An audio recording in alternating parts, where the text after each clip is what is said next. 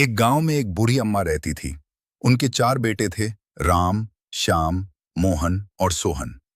जब तक अम्मा के पास थोड़ी जमीन और पैसे थे, तब तक चारों बेटे उनकी बहुत सेवा करते थे। कोई उनके लिए दवा लाता, कोई खाना बनाता, तो कोई उनके पैर दबाता। अम्मा सोचती थी, मेरे बेटे कितने अच्छे हैं, मुझे कभी दुख नहीं देंगे। एक दिन अम्मा ने सोचा कि अब वो अपनी जमीन चारों बेटों में बांट दें, ताकि बाद में कोई झगड़ा न हो। चारों बेटे बहुत खुश हुए। अम्मा ने सबको बराबर बराबर जमीन दे दी। लेकिन जमीन मिलने के कुछ ही दिनों बाद सब कुछ बदल गया। अब कोई भी अम्मा की ठीक से देखभाल नहीं करता था।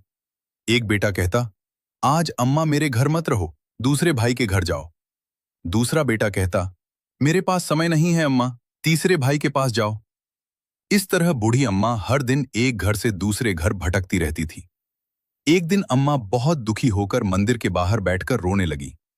उसी समय गांव का एक बुजुर्ग आदमी वहां आया। उसने अम्मा से पूछा, क्यों रो रही हो? अम्मा ने सारी बात बता दी। बुजुर्ग आदमी ने कहा, अम्मा, आप अपने बेटों से कहो कि आपके पास एक छुपा हुआ खजाना है, जो आप उसी बेटे को देंगी जो आपकी सबसे ज्यादा सेवा करेगा। अम्मा ने वैसा ही किया। जैसे ही बेटों को खजाने की बात पता चली, वे फिर से अम्मा की सेवा करने लगे। कोई अच्छा खाना लाता, कोई दवा लाता, कोई उनके पैर दबाता। कुछ महीनों बाद अम्मा बीमार पड़ गईं। चारों बेटे उनके पास बैठे थे।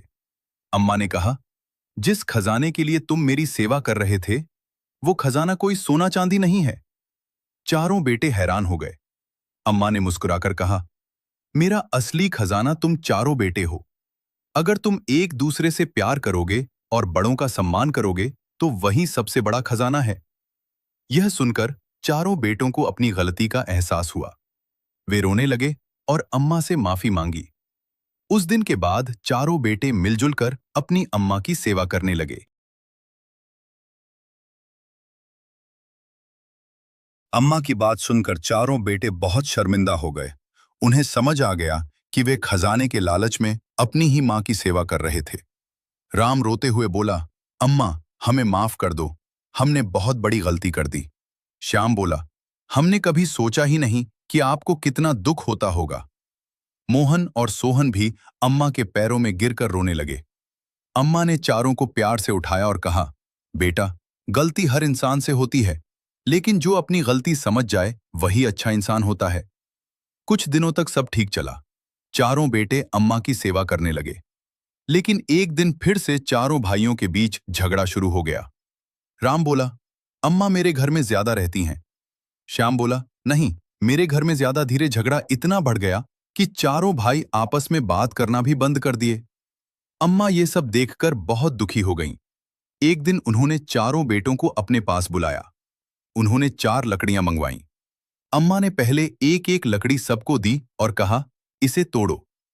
चारों बेटों ने आसानी से लकड़ी तोड़ दी। फिर अम्मा ने चारों लकड़ियों को एक साथ बांध दिया और कहा, अब इसे तोड़कर दिखाओ। चारों बेटों ने बहुत कोशिश की, लेकिन लकड़ियों का गट्ठर नहीं टूटा। अम्मा मुस्कुराईं और बोली, जब तुम चारों अलग अलग रहते हो तो लोग तुम्हें आसानी से तोड़ सकते हैं, लेकिन अगर तुम एक साथ रहोगे तो कोई तुम्हारा कुछ नहीं बिगाड़ सकता। यह बात सुनकर चारों बेटों की आंखें खुल गईं। उन्होंने एक दूसरे को गले लगाया और कहा, आज से हम कभी नहीं लड़ेंगे। उस दिन के बाद चारों भाई मिलजुल कर रहने लगे और अपनी अम्मा की बहुत सेवा करने लगे।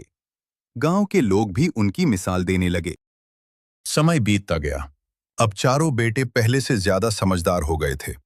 वे मिलजुल कर काम करते और अपनी अम्मा की सेवा भी करते थे।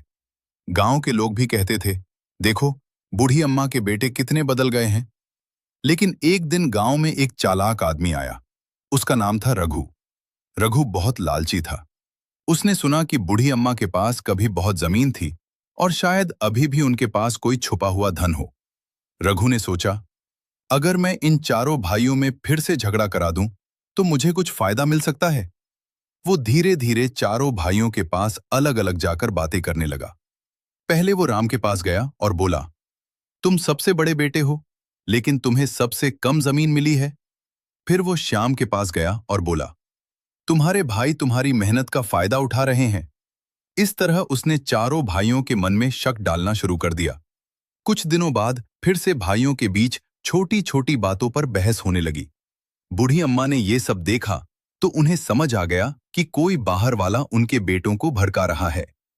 एक शाम अम्मा ने चारों बेटों को अपने पास बुलाया और शांत आवाज में बोली, बेटा, अगर घर में झगड़ा होता है तो समझ लेना कि कोई बाहर वाला हमें तोड़ने की कोशिश कर रहा है। चारों बेटे चुप हो गए। उन्हें याद आया कि पिछले कुछ दिनों से रघु उनसे अलग अलग बातें कर रहा था। राम बोला, अम्मा, अब हमें समझ आ गया, वो आदमी हमें आपस में लड़वाना चाहता था। चारों भाइयों ने तय किया कि अब वे किसी की बातों में नहीं आएंगे। अगले दिन जब रघु फिर से झगड़ा रघु के जाने के बाद घर में फिर से शांति हो गई। चारों भाई अब पहले से भी ज्यादा मिलजुल कर रहने लगे। राम खेतों में काम करता था, श्याम बाजार जाकर सामान बेचता था, मोहन घर का हिसाब किताब संभालता था और सोहन अम्मा की सबसे ज्यादा सेवा करता था। बूढ़ी अम्मा ये सब देखकर बहुत खुश होती थी। उन्हें लगता था कि अब उनके बेटे सच में समझदार बन गए हैं। लेकिन समय किसी के लिए नहीं रुकता। धीरे धीरे अम्मा बहुत बूढ़ी और कमजोर हो गई। एक दिन अम्मा ने महसूस किया कि अब उनका समय ज्यादा नहीं बचा है। उन्होंने चारों बेटों को अपने पास बुलाया। चारों बेटे तुरंत आकर अम्मा के पास बैठ गए। अम्मा ने प्यार से कहा, बेटा, मुझे तुमसे एक आखिरी बात कहनी है। चारों बेटे रोने लगे और बोले, अम्मा, ऐसा मत कहो। अम्मा मुस्कुराईं और बोली, मेरे जाने के बाद भी तुम चारों हमेशा एक साथ रहना। कभी लालच या किसी की बातों में आकर झगड़ा मत करना। फिर अम्मा ने धीरे से कहा, मेरी सबसे बड़ी खुशी यही है कि मेरे बेटे अब एक दूसरे से प्यार करते हैं। इतना कहकर अम्मा ने चारों बेटों का हाथ पकड़ लिया। कुछ ही देर बाद अम्मा हमेशा के लिए इस दुनिया को छोड़कर चली गईं। चारों बेटे बहुत रोए। उन्हें एहसास हुआ कि उनकी जिंदगी का सबसे बड़ा सहारा अब चला गया है। लेकिन अम्मा की बात उन्हें हमेशा याद रही। उन्होंने फैसला किया कि वे हमेशा एक साथ रहेंगे और अम्मा की सीख कभी नहीं भूलेंगे। समय बीतता गया और चारों भाइयों का परिवार पूरे गांव में प्यार और एकता की मिसाल बन गया।